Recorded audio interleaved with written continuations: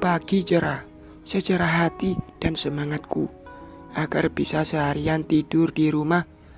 Setelah menjalani kerja dengan teramat sibuk, maka hari Minggu adalah hari yang kutunggu-tunggu. Mudah-mudahan tidak ada lagi tamu tak diundang. Semoga. Buka FB ucapku sambil menghidupkan laptop. Ini yang aku suka, nonton video lucu yang lewat di beranda Facebookku. Tertawa, menghibur diri adalah trik agar awet muda dan jauh dari keriput. Begitulah sebuah artikel yang kubaca. Tidak percaya, tanya Mbak Google. Oh Tuhan, banyak sekali pemberitahuan tentang statusku kemarin. Itu status membalas Anggi. Saking kesalnya, laptopku matikan. Ku baca komentar yang masuk. Komentar Kak Gara. Segala sesuatu ada sebab dan akibat. Pikirkan apa yang diucapkan dan yang dilakukan sebelum bertindak. Komentar Anggi. Jika suami tergoda janda, bekas adik ipar, apa boleh diperbuat? Aku ikhlas, karena mungkin dia bukan lelaki yang terbaik untukku. Wow, pasangan mantan suami ini semakin panas berdebat. Komentar Kak Yuda. Indahnya perdamaian dan mari saling menghargai. Seperti logo melarang anak sekolah tawuran saja, Kak Yuda. Tapi seru juga membacanya, meskipun aku ikut diseret. Damai, jika dengan seseorang yang bisa membimbingku, bukan munafik. Anggi belum berhenti menyerang. Perbaiki sifat dan tata bahasa dalam bicara. Mulutmu menggambarkan siapa dirimu. Kak Gara juga belum menyerah. Penggoda dan yang tergoda sama-sama manusia busuk. Ini jelas-jelas ditujukan padaku dan Kak Gara. Lagian siapa juga yang tertarik dengan mantan suaminya? Kepikiran saja tidak. Jika tidak berubah, siapapun tak akan mau. Idi, Kak Gara pedas sekali bicaranya. Heran deh dengan mereka.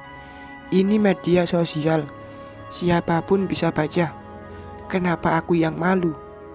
Aku bisa dapat yang lebih. Lihat saja nanti. Semoga ia tidak menyesal nantinya setelah tahu. Hidup perlu bukti, bukan menebak. Ku doakan semoga engkau berubah dan sadar. Urus dirimu sebelum menyinggung orang lain. Itu karena aku tahu siapa kamu. Jangan katakan kamu menyesal meninggalkanku. Justru lebih menyesal jika terus bersama. Maaf ya sobat, tolong jangan komentar lagi. Malu. Akhirnya Kak Yuda komen tegas, dan setelah itu tak ada lagi komentar balas komentar.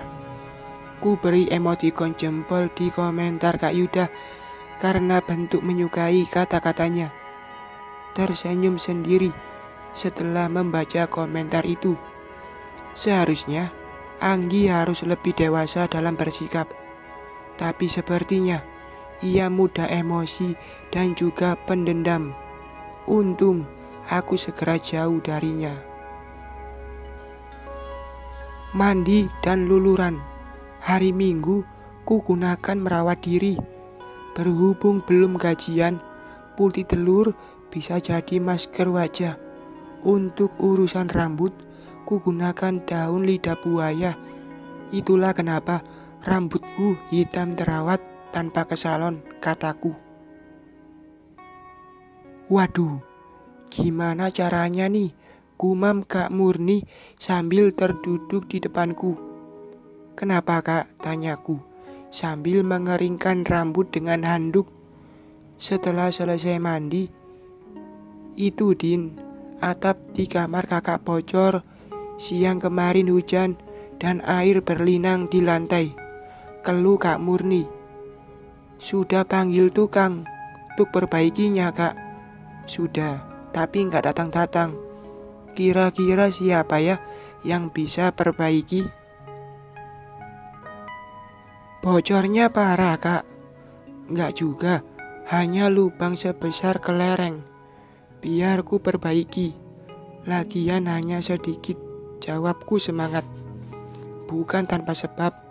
Di rumah hanya kami bertiga yang tinggal. Tidak ada lelaki, karena Kak Murni janda ditinggal mati. Aku harus bisa dan tidak boleh tergantung kaum adang di situasi saat ini. Wanita lelaki hanya gender, harus kuat meskipun dipandang lemah. Beneran, kamu bisa, Din. Mata Kak Murni membulat, seakan tak yakin dengan ucapanku. Iya Kak, kenapa lihat aku seperti itu? Sekarang bantuin aku bawa tangga. Untung masih pagi, jadi tidak begitu panas. Ku pakai jaket dan menutup kepalaku dengan kupluknya. Karena aku memakai baju daster selutut, tak lupa pakai celana short. Mana palu dan pakunya Kak? Ini. Kak Murni menyodorkan kantong kresek berisi palu dan toples bekas berisi paku. Lalu ku panjat tangga, naik ke atap rumah.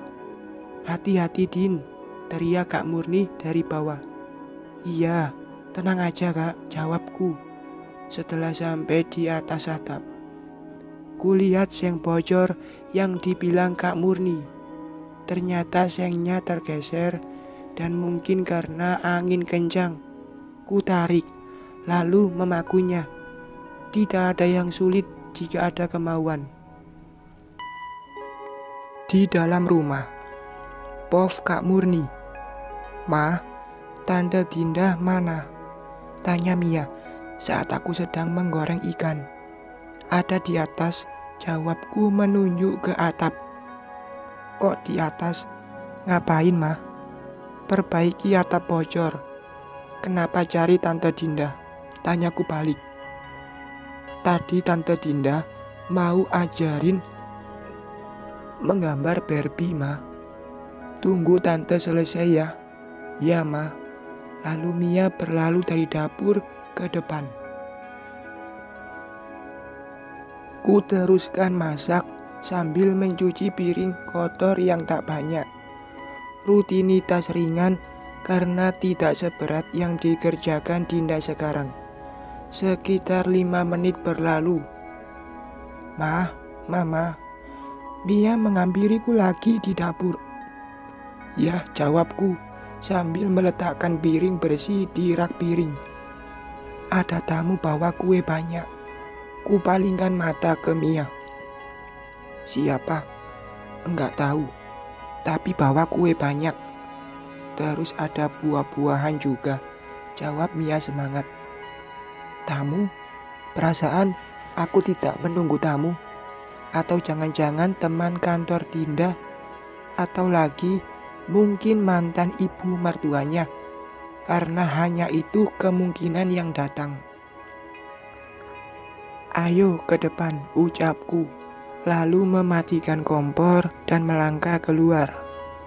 Di depan pintu ada sekitar 5 orang ibu-ibu dan 3 orang lelaki. 2 diantaranya sudah berumur. Mereka berpakaian seperti pergi kondangan serta membawa bermacam kue-kue dan buah-buahan. Situasi seperti ini teringat saat Dinda dilamar Angga dulunya. Tapi mereka siapa? Ya, Bu, cari siapa? Tanyaku ramah. Kami datang ingin melamar Nak Dinda, Bu, jawab salah seorang ibu-ibu. Ya Allah, ternyata firasatku benar. Mereka melamar Dinda. Tapi untuk siapa? Yang kulihat hanya ada 3 lelaki. Yang paling muda sepertinya bukan tipe Dinda. Apa aku tidak salah lihat? Melamar Dinda. Tapi, Mbak, aku Jojo. Biasa dipanggil Mang Jojo di kantor Mbak Dinda. Boleh kami masuk dan meletakkan bawaan ini? Berdiri di luar capek, ucap lelaki yang memperkenalkan dirinya bernama Jojo. Tidak. Dinda pasti salah pilih. Jangan-jangan karena efek diceraikan, ia memilih lelaki seperti Jojo. Jauh sekali turun levelnya.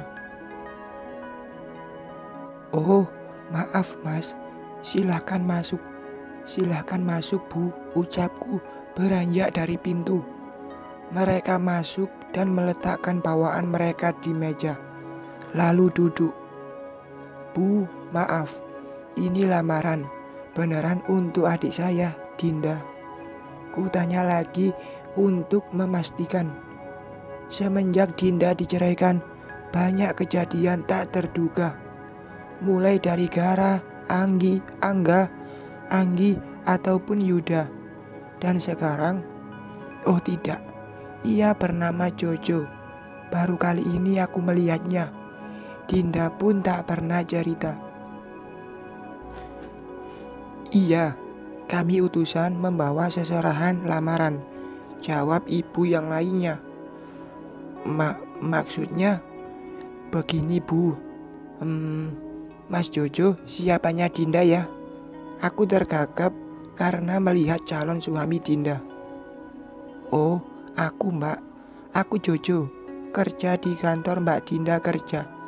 Jabatanku office boy, jawab Jojo percaya diri. Apa? Dinda terlibat cinta lokasi di kantornya dengan office boy? Apa tidak ada lelaki lain hingga pilihannya seperti Jojo? Aku menelan ludah, berusaha menenangkan diri. Dinda yang dilamar, jantungku yang disko. Mbak kenapa? Kok tiba-tiba seperti orang sesak nafas? Tanya Jojo. Tentu saja ia khawatir karena refleksku urut dada. Bu, ibu tidak apa-apa? Tanya seorang ibu-ibu menyentuh lenganku. Bu, beneran. Assalamualaikum. Tiba-tiba ada 3 orang datang dan berdiri di depan pintu. Waalaikumsalam, Pak, Bu, jawab Jojo yang lebih keras suaranya. Bu, itu orang tua dan lelaki yang ingin melamar Nak Dinda, ucap ibu di dekatku sambil menunjuk ke pintu. Di antara 3 orang yang baru datang, kulihat seseorang yang tak asing di mataku. Ia pernah ke sini sekali. Kalau tidak salah, ia bos Dinda di kantor. Aku masih ingat karena Dinda pernah bilang itu. Apalagi wajahnya mirip artis Rio Dewanto. Gampang diingat. Masya Allah, calon adik iparku Rio Dewanto KW, bukan Mas Jojo. Jadi bukan Mas Jojo yang ingin melamar Dinda. Ku berjelas untuk meyakinkan diri. Bukan mbak, aku mah tukang bawa seserahan aja. Lagian aku juga kenal Mbak Dinda sudah lama. Begitu juga dengan Pak Ridwan, jawab Mas Jojo. Oh maaf, aku salah kira, jawabku bernafas lega. Ternyata selera Dinda belum turun level, malah naik. Silakan masuk Bu, Pak, ucapku sambil bangkit berdiri. Terima kasih Bu. Maaf, kami telat dari yang lain. Tadi singgah mengisi bensin, ucap seorang ibu. Kulihat ia seperti ibu-ibu sosialita. Pantas saja, anaknya saja bosnya Dinda. Perkenalkan, saya mamanya Ridwan, dan ini suami saya. Kami saling mengulurkan tangan bersalaman. Saya papanya Ridwan, Ilham Bu, ucap calon ayah mertua Dinda. Ini Ridwan, anak kami. Rio Dewanto KW mengulurkan tangan. Aku segera menyambutnya. Saya Ridwan, Kak. Kita bertemu lagi, ucap Ridwan atau calon adik iparku. Saya Murni, kakaknya Dinda Bu, Pak Ridwan, ucapku memperkenalkan diri. Oh iya, Murni, kedatangan kami mungkin belum diketahui Dinda. Ini dadakan karena suamiku ingin secepatnya melaksanakan niat baik ini. Apalagi Dinda sudah lama kami kenal. Oh iya Bu, pantas Dinda tidak bilang. Lagian kami juga tidak ada persiapan karena tidak tahu. Apalagi saya masih berpakaian daster dan bau bumbu dapur. Aku merasa tak enak di antara mereka yang tercium bau parfum yang sangat wangi. Tidak apa-apa, Murni. Dindanya di mana? Ya Allah, aku lupa kalau Dinda ada di atas atap, lagi memperbaiki yang bocor. Aduh, gimana ini? Masa mereka melihat Dinda lagi manjat? Terus ia juga pakai daster lagi. Aku terdiam, berpikir mencari jawaban. Tante Dinda ada di atas genteng. Iya kan, Mah? Mia, kenapa ikut menjawab? Dinda yang dilamar, jantungku yang zumbah. Bersambung.